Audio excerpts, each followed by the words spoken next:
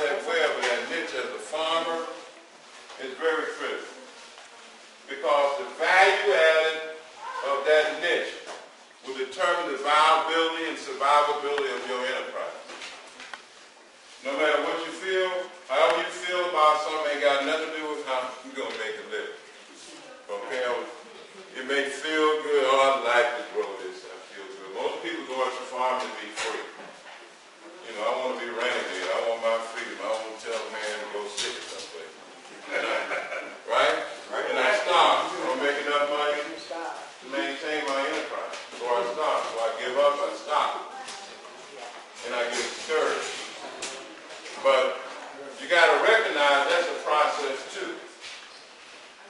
The web is very important. Establishment of food web is what we're committed to doing. And knowing where our niche is inside that food web strengthens the web.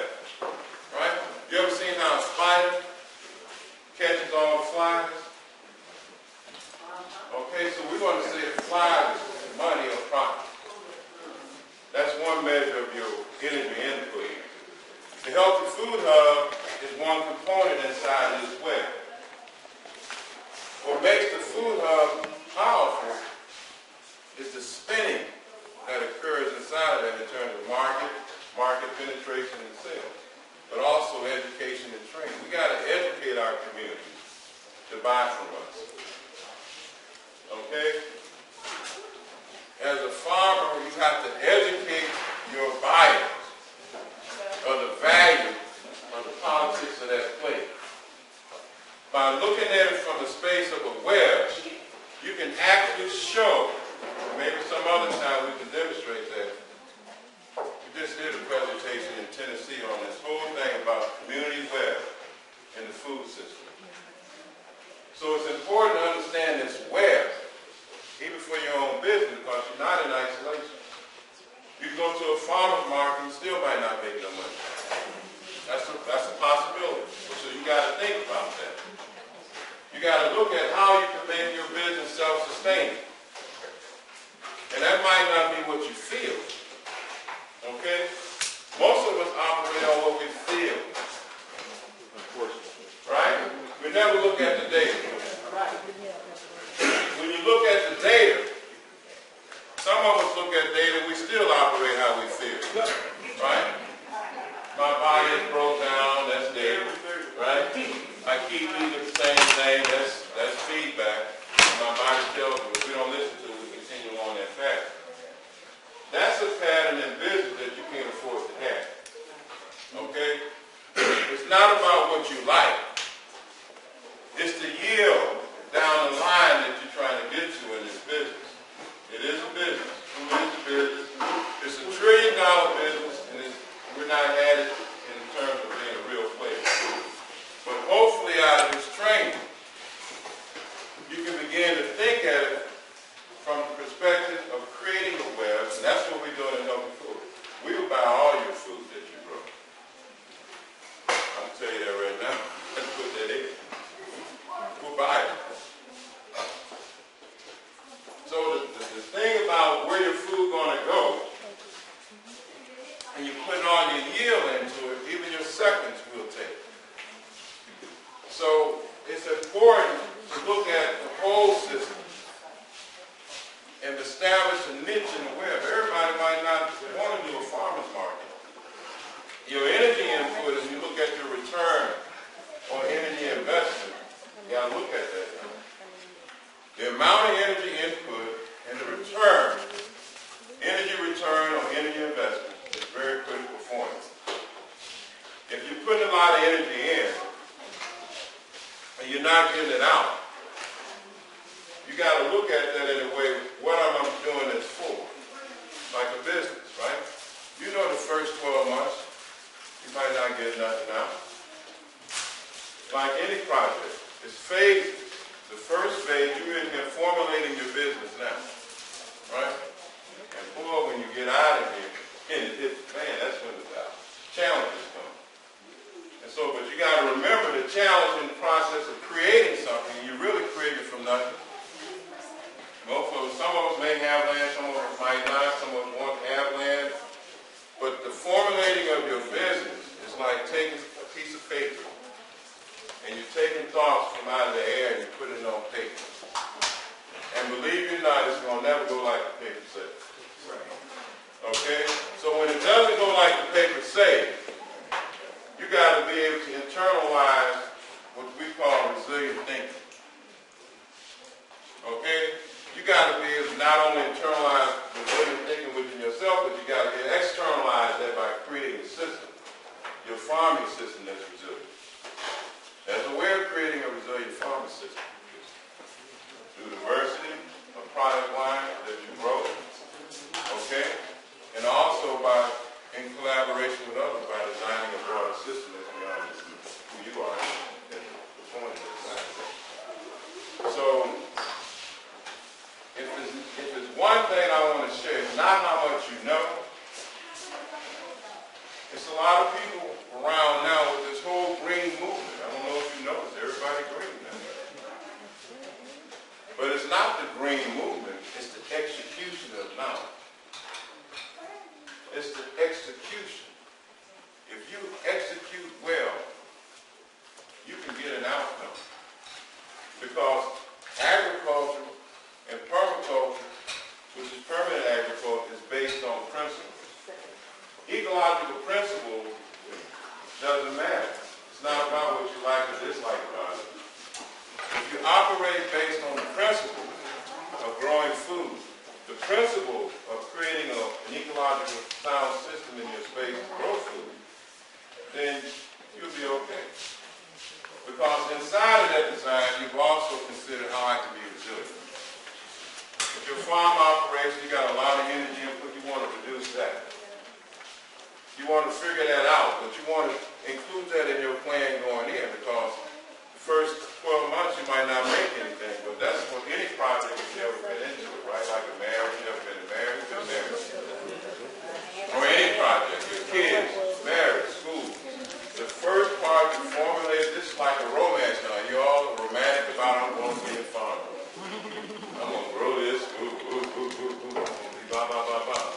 The moment you come out of the honeymoon, and y'all go into the kitchen and try to create what your lips said you were going to do, okay, your butt might get hot. So what do you do when your butt is hot?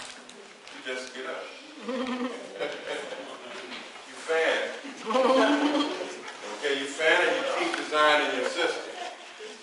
You keep designing the system. What I mean by system, you look at the whole system. And when you look at the whole system, the little heat in the seat don't mean a lot. Right? Because the whole system will allow you to get to where you say you want to get to. Right? And that's not always knowledge-based. It's not always technology-based. I know we rely on technology and knowledge a lot. But resiliency in your thinking is one of the most profound cornerstones of being successful in doing anything. Right? I don't care if you're not farming. If you can't deal with the heat and know that when you're in this kitchen, it's going to get hot. It's not abnormal for a kitchen to be warm, right? Because in the kitchen, you're going to what?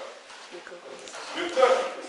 So what you're doing, you're going to be cooking your business called an agricultural business.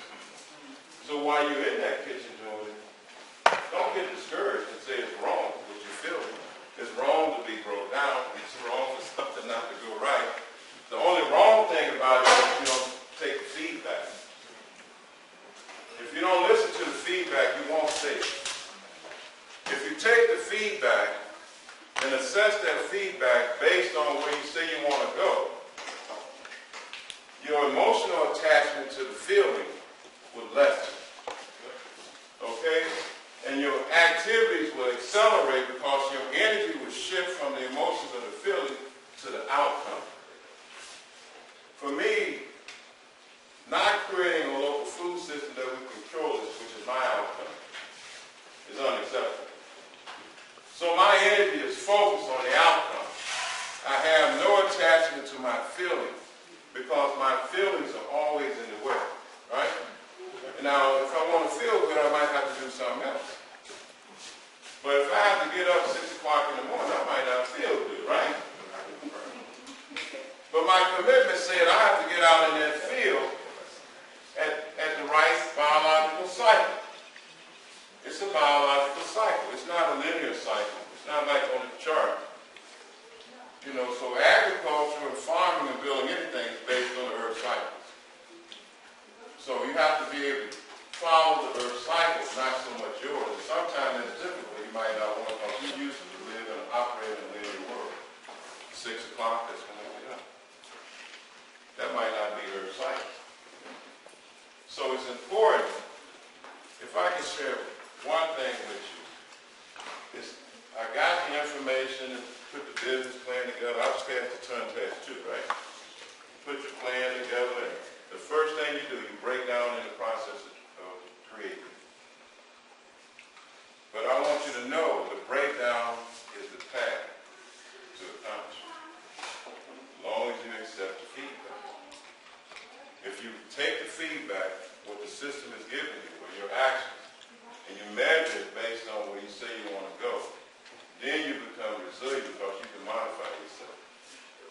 You can tweak the growing methods that you're doing. You're not trying to ram it in because you got some idea about it. It's supposed to work that way. But the feedback is showing you that it's not working. But you're trying to force the outcome. They call that forcing the outcome. Okay? So, knowledge is great. But the most important knowledge is the one that's in you. The most important knowledge is what lives inside of you. That determines the outcome. You can have great machinery, great whatever, but it's what's in you that determines the outcome. So, as you design your business, make sure you design your internal self too. Because the season finna start. We're going to get out there on that field. I used to be out there when I was at Harvard. I thought it was crazy. You tell me in that field. I didn't know anything. Okay? So the commitment is the cornerstone of being resilient. And when there's a level of commitment, you don't have to have fear of resources. Right? People say they committed. Commitment is not a word. You say you want to be in the farm business. It's not a word. It's an action. Okay? You can do all the papers, learn all the classes, but if the action is not an expression of what you learned, you were just blowing air. Now, we all blow air. Human beings blow air all day long. Both ends. Both ends. Come out the top and the bottom. And so, the power comes from within that will keep you focused when it don't go right. I want to invite you to be in that space. When it don't go right, how to stay focused. And when it does go right, don't get excited about it. Okay? Because you don't know, it might have been something you did that you don't even think you know what you did, but you don't really know because you didn't pay attention to the data. Okay? So you got record keeping is very critical. That's one form of tracking the past patterns, is collecting the data. We don't like to collect data because it's not romantic. Okay? Data is not romantic. It's just what it is. But we have to collect the data. You have to be able to track your energy input. That data is an expression of your input. Right? Whether your input with feed, your input with whatever it might have been. That's an expression. That's a display of your input. Or your lack of input. Okay? So it's important to accept the data and learn not only how to design a resilient farm. You got to design a resilient farm because what you're faced with is a collapsing system. You might not have your input, so you're going to have to find other ways of building soil. Okay? You may have issues with water. I mean, how do you design a system to where it's resilient? Minimum water input. How do you do that? Right? You might not have enough energy. How do you manage that? That's the issue farmers are having. The climate, energy, no money. at how the government may help us, but we got to also look how we can be self-generating too. We have to learn now how to create something from nothing. That's being resilient. You don't have an option. You just have to create it. The politics of the plate is the genetic future of all of us. Whatever we eat, our children eat, determines the genetic possibility of them. And if we don't control that, we don't have a future. And I'd like to invite you all, if you want to talk another time, if you participating with us, we want to do more things like this in relationship to Jahar and them out here and other places, where we can show how the web is very critical. The reason we don't know how to act is because we don't know the relationship. We don't know how intimately we are tied to our ecosystem. So we violate. We don't even know how intimately we're tied to each other. So that's the first line. But the internal resilience in creating your farm business is going to be more than 70% than what your paper says. If you're internally committed, you can do something that the paper says you can't do. Okay? So I want to thank you all. Stay open. No matter when you step out there in that field, just know it's going to be breakdowns. And don't make it wrong. Because the truth is, there are no extras on the planet about this. I'm going to be honest with you. No matter who stand up in front of you and tell you they got all this laid down, well, last year I had a bumper crop, this year I starved to death. So what's that? So it's not so much knowledge-based, and it's not how much you know, it's the capacity to observe the living system and modify your activities based on your observations. But you got to accept the feedback. The feedback might say you might have to start doing something that you're doing. See, we're in a system that don't accept the feedback. That's why the system is collapsing. But what you want to create is a resilient food system in your yard.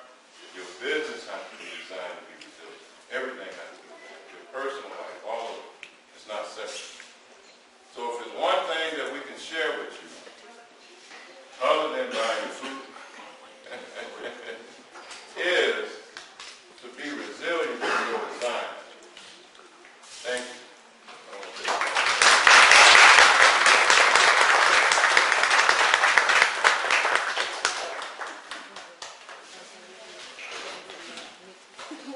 So please.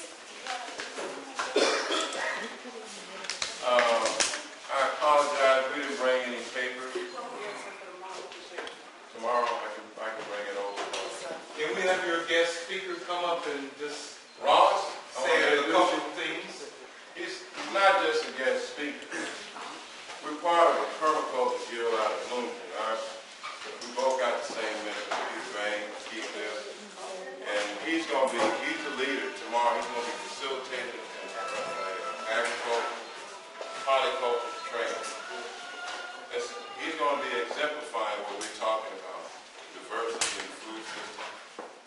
And he's part of our family. So, yeah, so we're putting some trees and some, talk about the sort of diversity of plants and creating a resilient polycultural sort of planting. Exactly what Craig was talking about. So, if you want, come through. But otherwise, it'll be another opportunity. Yeah. So we gotta talk more about this because the storm is on us now, right? So if you got a farm, you gotta have a